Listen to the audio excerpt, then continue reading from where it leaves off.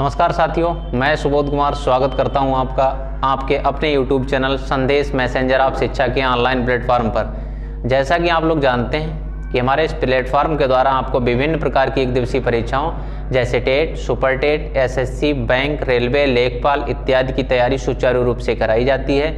लगभग सभी कक्षाएँ प्रारंभ हो चुकी हैं। हमने हिंदी का पहला चैप्टर लगभग ख़त्म कर लिया है। उसके 2 वीडियो में हमने ये देखा है कि हिंदी भाषा का विकास कैसे हुआ है और उस चैप्टर को हमने बखूबी अच्छे तरीके से तैयार भी कर लिया है। आज उस पर आधारित कुछ प्रश्न देखते हैं। चलिए स्टार्ट करते हैं आज की प्रश्नों की श्रृंखला। पहले आप बताने की कोशिश करिएगा, देखते हैं आपको कितने क्वेश्चन इसमें से पता निकलते हैं। भाई जो हमने पढ़ाया है उसमें से कितना आपको याद रहता है ये भी देखते चलते हैं। हाँ, भाषा शब्द की उत्पत्ति संस्कृत की भाष धातु से हुई है। इसका अर्थ क्या है? तो हमने बताया होगा कि संस्कृत की उत्पत्ति भाष धातु से हुई है और भाषु धातु का अर्थ होता है बोलना या कहना। क्या होता है? बोलना या कहना होता है। ये महत्वपूर्ण बात है कि इसका क्या होता है? बोलना या कहना होता है। ये बता चुके हैं हम आपको, तो इसका क्या हो जाएगा? बोलना हो जाएगा। और याद रखिए भाषा का संप्रेषण कितने तरीके से होता है, तो यहाँ पे याद रखिए 3 तरीके बताए होंगे हमने, एक लिखित और एक मौखिक और एक सांकेतिक। लिखित, मौखिक और सांकेतिक। मौखिक और सांकेतिक, ये 3 तरीके से भाषा का संप्रेषण होता है। इतना आपको बताया होगा हमने। आगे देखिए भाई, 14 सितंबर 1949 को भारतीय संविधान ने हिंदी को भारत संघ की कौन सी भाषा का दर्जा दिया है? तो आप याद रखिए हिंदी की कौन सी भाषा का दर्जा प्राप्त है? बताओ भाई, राजभाषा का। किसका? राजभाषा का। हिंदी को किस भाषा का दर्जा प्राप्त है? राजभाषा का। इससे संबंधित अनुच्छेद कौन सा है? 343 फर्स्ट है। 343 फर्स्ट, जिसमें ये बात कही गई कि हिंदी भाषा भारत की क्या होगी? राजभाषा। लिपि कौन सी होगी? याद रखिए देवनागरी लिपि होगी। कौन सी लिपि होगी? देवनागरी लिपि। इस लिपि को भी याद रखिएगा। देवनागरी लिपि में क्या होता है? देवनागरी लिपि में शिरोरेखा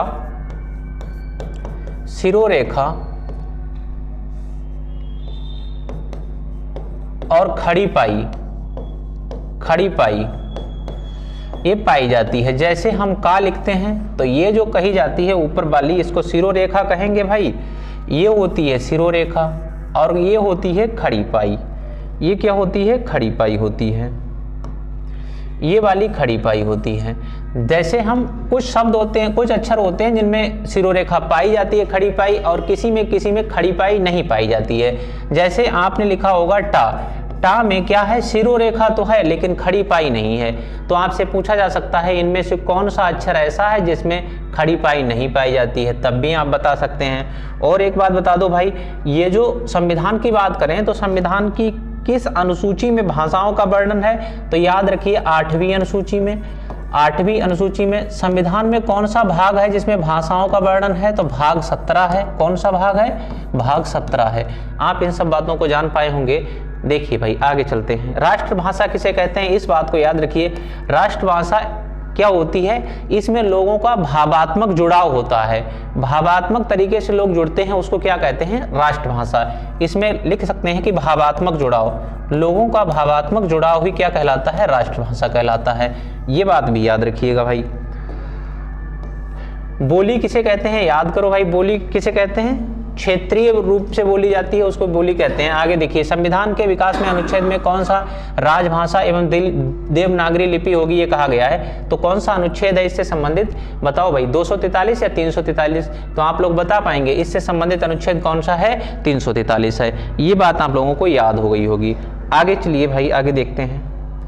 आगे है देवनागरी लिपि में लिखा गया। हाँ, सर्वप्रथम प्रयोग किसने किया है? कहाँ हुआ है? ये पूछा गया है कहाँ हुआ है देवनागरी लिपि का सर्वप्रथम प्रयोग। तो बताइए भाई कहाँ हुआ है? इसका आंसर क्या होगा?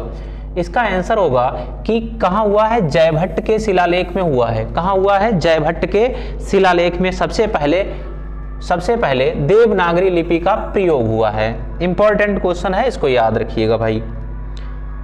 आगे चलते हैं। आगे चलिए। संसार की प्रमुख भाषाओं में हिंदी का स्थान है। हिंदी कौन से स्थान पर बोली जाती है? तो याद करो भाई, हमने पढ़ाया था हिंदी कौन से स्थान पर बोली जाती है? 3रे स्थान पर। फर्स्ट स्थान पर कौन बोला जाता है? फर्स्ट स्थान पर विश्व में अंग्रेजी बोली जाती है। अंग्रेजी बोली जाती है। और सेकंड स्थान पर कौन बोली जाती है? सेकंड स्थान पर मंदारिन। मंदारिन को क्या कहा जाता है? चीनी कहा जाता है। मंदारिन को क्या कहा जाता है? चीनी। और थर्ड स्थान पर क्या बोली जाती है? हिंदी बोली जाती है। थर्ड स्थान पर हिंदी बोली जाती है। ये बातें हम आपको बता चुके हैं। और बता दो, भारत के परिप्रेक्ष्य में भारत में सबसे ज़्यादा कौन सी बोली जाती है? भारत में जो सबसे ज़्यादा बोली जाती है वो हिंदी है।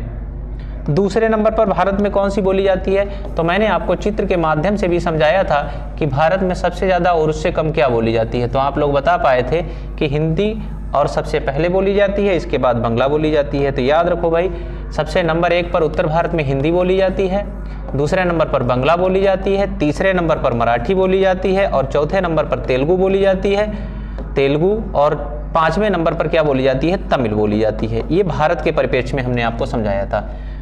समझ में आया भाई?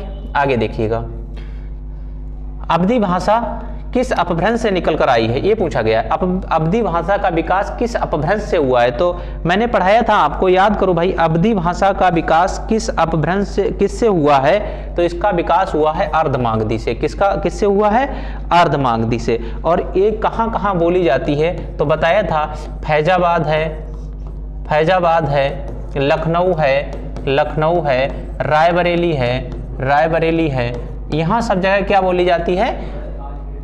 अवधी भाषा बोली जाती है। यहाँ पर रायबरेली है, बाराबंकी है, यहाँ पर क्या बोली जाती है? अवधी भाषा बोली जाती है। याद करेंगे भाई। और याद रखो भाई, पीलीभीत में कौन सी बोली जाती है?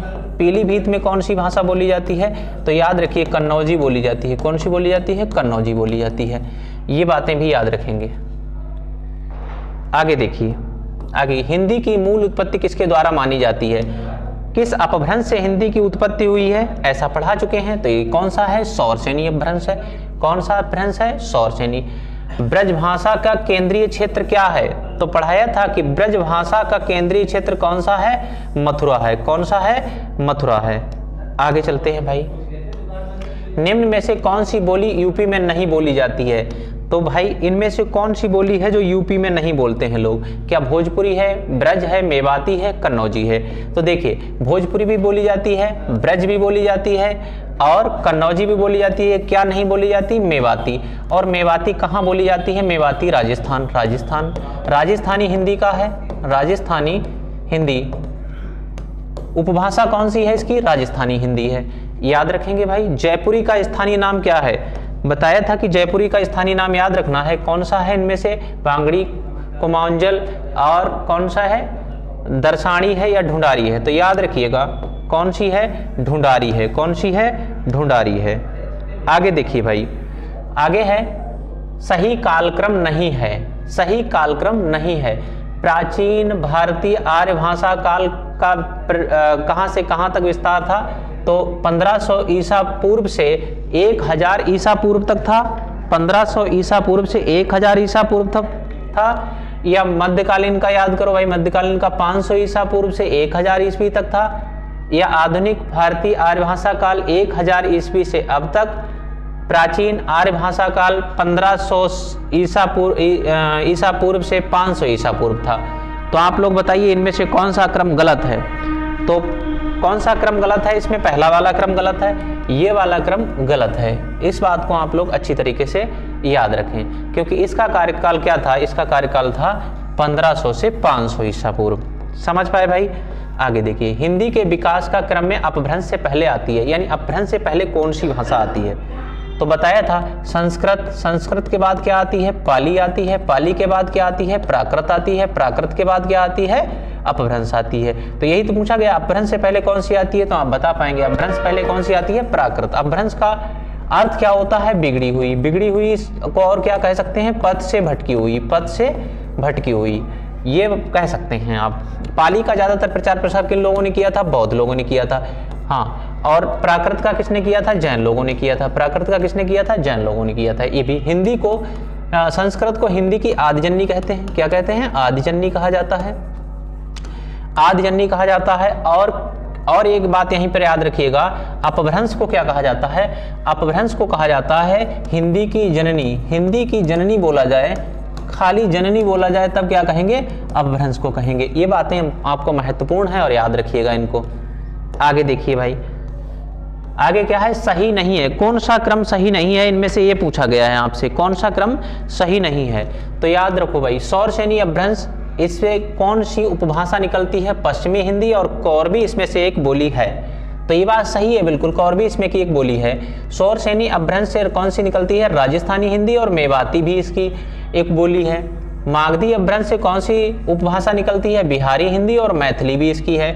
और क्या अर्धमागधी अपभ्रंश से कौन सी निकलती है, पूर्वी हिंदी, और इससे बांगरू, ये बांगरू इसमें नहीं आती है, बांगरू इसमें नहीं आती है। क्यों भाई, ये पढ़ाया था कि बांगरू इसमें नहीं आती है, इंपॉर्टेंट है और इसको याद रखिएगा, ये वाला सही नहीं है। आगे देखिए भाई,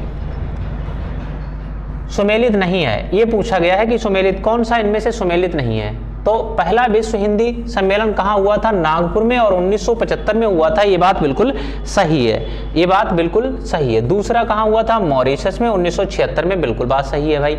और 11वां कहाँ हुआ है, भोपाल 2015 में, और 12वां कहाँ हुआ है, न्यूयॉर्क 2021 में। क्या ये बातें सही हैं? तो भाई मेरे 11वें वाले के लिए ये बात सही नहीं है, ये भोपाल में नहीं हुआ है, ये पोर्ट लुइस में हुआ, मॉरिशस में, पोर्ट लुइस मॉरिशस में हुआ है, मॉरिशस में हुआ है, मॉरिशस याद रखिएगा, ये पोर्ट लुइस मॉरिशस में हुआ था, ये भोपाल में नहीं हुआ था। आगे देखिए भाई, भाषा के क्षेत्रीय रूप को क्या कहा जाता है, तो इसको पढ़ाया था, भाषा के क्षेत्रीय रूप को क्या कहते हैं, भाषा के क्षेत्रीय रूप को बोली कहा जाता है। क्या कहते हैं, बोली कहते हैं। इंपॉर्टेंट बात है, याद रखिएगा। राजभाषा, हिंदी को क्या माना गया है, राजभाषा माना गया है। राष्ट्रभाषा क्या होती है, आपसी जुड़ाव, राजभाषा कहलाता है, राष्ट्रभाषा कहलाता है। देखिए, रामचरितमानस की रचना किस भाषा में की गई है, तो याद रखो भाई, रामचरितमानस की जो रचना की गई है वो किस भाषा में की गई है, अवधी भाषा में की गई है। अवधी भाषा में रामचरितमानस की रचना की गई है, ये बात इंपॉर्टेंट है और इसको याद रखिएगा भाई अच्छी तरीके से। खड़ी बोली का प्रथम कवि किसे माना जाता है, तो याद करो भाई, खड़ी बोली का प्रथम कवि किसे बताया था, तुलसीदास, गुरु गोविंद सिंह, नानक जी, अमीर खुसरो। तो कौन है इसके आंसर में, तो बताइए भाई, इसका आंसर क्या होगा, इसका आंसर होगा अमीर खुसरो। क्या आंसर होगा, अमीर खुसरो आंसर होगा। हिंदी शब्द किस का दिया हुआ है, हिंदी शब्द किसने दिया है, ऐसा पूछा गया है। हाँ, आर्यों ने दिया है, ईरानियों ने दिया है, यूनानियों ने दिया है, या तुर्कों ने दिया है, बताइए भाई इसका आंसर क्या होगा। हिंदी शब्द किसकी देन है, तो बताया था कि हिंदी शब्द ईरानियों की देन है। किसकी देन है, ईरानियों की। हिंदी शब्द, ये सिंधु नदी थी, इधर ईरानी मतलब फारस के लोग, और यहाँ पर सिंध को सिंध ना कहकर क्या कहा था, हिंद कहा था, क्योंकि सा इनकी भाषा में नहीं आता है, इसीलिए इन्होंने इसको क्या कहा था, हिंद कहा था। आगे देखिए भाई, पंजाबी किस भाषा में लिखी जाती है, तो याद करो भाई, पंजाबी किस भाषा में लिखी जाती है। पंजाबी की जो भाषा है वो गुरुमुखी भाषा है। कौन सी भाषा है, गुरुमुखी भाषा है। पंजाबी गुरुमुखी भाषा में लिखी जाती है, लिपि में लिखी जाती है, गुरुमुखी लिपि में लिखी जाती है। आगे देखिए भाई, हिंदी का पाणिनि किसे कहा जाता है, ये इंपॉर्टेंट क्वेश्चन है और इसको याद रखना। हिंदी का पाणिनि किसे कहा जाता है, इंपॉर्टेंट क्वेश्चन है और इसको याद रखो भाई, किसे कहते हैं बताओ, हिंदी का पाणिनि किसे कहा जाता है। इनमें से ऑप्शन में से कौन सा सही है, तो किशोरी दास वाजपेयी, इनको क्या कहा जाता है, हिंदी का पाणिनि कहा जाता है, किशोरी दास वाजपेयी को। आगे, हिंदी का प्रथम व्याकरण की लिखने वाला विद्वान कौन था, तो हिंदी का प्रथम व्याकरण लिखने वाले विद्वान का नाम बताना है। आप लोग इसके ऑप्शन देखकर बताइएगा। इसके ऑप्शंस हैं जेसुआ केटलर, किशोरी लाल दास वाजपेयी, हाँ, और जार ग्रियर्सन और कामता प्रसाद गुरु। इन ऑप्शनों में से कौन सा ऑप्शन सही है, आप लोग बताइएगा। तो भाई इसका ऑप्शन हो जाएगा जेसुआ केटलर। कौन हो जाएंगे, जेसुआ केटलर, हिंदी व्याकरण लिखने वाला प्रथम विद्वान। यहाँ पर एक क्वेश्चन और इंपॉर्टेंट हो जाता है और इसको बताइए, व्याकरण का ज्ञाता क्या कहलाता है। व्याकरण का ज्ञाता क्या कहा जाता है उसे, जो व्याकरण का ज्ञाता होता है, तो याद करो भाई, उसको कहते हैं व्याकरण। क्या कहते हैं, व्याकरण कहते हैं, उसको कहते हैं व्याकरण। इंपॉर्टेंट है, याद कर लो भाई। आगे देखिए, अपभ्रंश का वाल्मीकि किसे कहा जाता है। अपभ्रंश का वाल्मीकि किसे कहा जाता है, स्वयंभू को कहा जाता है। स्वयंभू की एक रचना बताई थी, बहुत महत्वपूर्ण है, पौम चरियू। कौन सा है, पौम चरियू, पौम चरियू, याद करो भाई, पौम चरियू। कौन सी रचना है? पौंचर्यो। हिंदी किस परिवार की भाषा है? तो हिंदी भारोपी परिवार की भाषा है। भारोपी परिवार की भाषा कौन सी है? हिंदी है। हिंदी भारोपी परिवार की भाषा है। द्रविड़ परिवार की कौन सी आती है? तमिल तेलुगु है। तमिल तेलुगु दक्षिण भारत की जो भी हैं वो किसकी हैं? द्रविड़ परिवार की भाषा है। ये बातें भी इंपॉर्टेंट हैं, याद होनी चाहिए। दक्षिण भारत में हिंदी प्रचार का मुख्यालय कहाँ है? दक्षिण भारत में हिंदी प्रचार का मुख्यालय कहाँ है? आपको इस क्वेश्चन का जवाब देना है। बताइए भाई क्या होगा? दक्षिण भारत में हिंदी प्रचार का मुख्यालय चेन्नई में है। चेन्नई में है, मद्रास भी मिलेगा तब भी आप लोग भाई लगाएंगे। चेन्नई में है। कहाँ है? चेन्नई में। आकृति के आधार पर हिंदी है। हिंदी किस प्रकार की भाषा है? आकृति मूलक के आधार पर आपसे पूछा जाए तो बताइए कौन सी भाषा है हिंदी? आकृति मूलक के आधार पर बता देंगे भाई। देखिएगा हिंदी जो है श्लिष्ट वियोगात्मक भाषा है। कौन सी है? श्लिष्ट वियोगात्मक भाषा है। आप लोग इस बात को लिख लीजिएगा, यहां पर थोड़ा ठीक कर लिए। वियोगात्मक, श्लिष्ट वियोगात्मक भाषा है कौन सी? हिंदी। ये भी याद कर लो भाई। और मैथिली बोली के लोकप्रिय कवि हैं। मैथिली बोली के लोकप्रिय कवि, ये प्रश्न बहुत बार पूछा गया है, बहुत इंपॉर्टेंट भी है कि मैथिली बोली के लोकप्रिय कवि कौन है? तो याद रखिए विद्यापति हैं। कौन है? विद्यापति। विद्यापति मैथिली बोली के लोकप्रिय कवि हैं। और भाई याद करो कि 1955 में गठित प्रथम राजभाषा आयोग के अध्यक्ष थे। जो प्रथम अध्यक्ष इसके थे वो कौन थे? तो बताया था बाल गंगाधर खेर। कौन थे? बाल गंगाधर खेर। गंगाधर खेर, बीजी खेर कहते हैं, तो बीजी खेर ऑप्शन में मिले या बाल गंगाधर खेर, आप उनको लगाएंगे। आगे देखिए संविधान की 8वीं अनुसूची में कितनी भाषाओं का उल्लेख है? तो आप बताइएगा संविधान की 8वीं अनुसूची में कितनी भाषाएं दी गई हैं? तो 22 भाषाओं का उल्लेख है। ऐसा पूछा जाए मूल रूप से कितनी भाषाएं थी? तो 14 थी। 14 थी मूल रूप से, और अब कितनी हैं? 22 भाषाएं हैं। ये भी बात महत्वपूर्ण है परीक्षा की दृष्टि से। इसमें देखिएगा हिंदी में 5 उपभाषाएं हैं और कितनी बोलियां हैं? हिंदी में 5 उपभाषाएं हैं और बोलियां कितनी हैं? तो बताओ भाई कितनी बोलियां हैं हिंदी के अंतर्गत? तो बताया था 18 बोलियां हैं। कितनी बोलियां हैं? 18 बोलियां आती हैं इसके अंतर्गत। आगे देखिए भाई कशिका भाषावादी क्षेत्र है। कशिका किस क्षेत्र में बोली जाती है? तो याद रखिए कशिका जो है वाराणसी में बोली जाती है। वाराणसी के क्षेत्रीय इलाके में क्या बोली जाती है? कशिका भाषावादी कहा जाता है।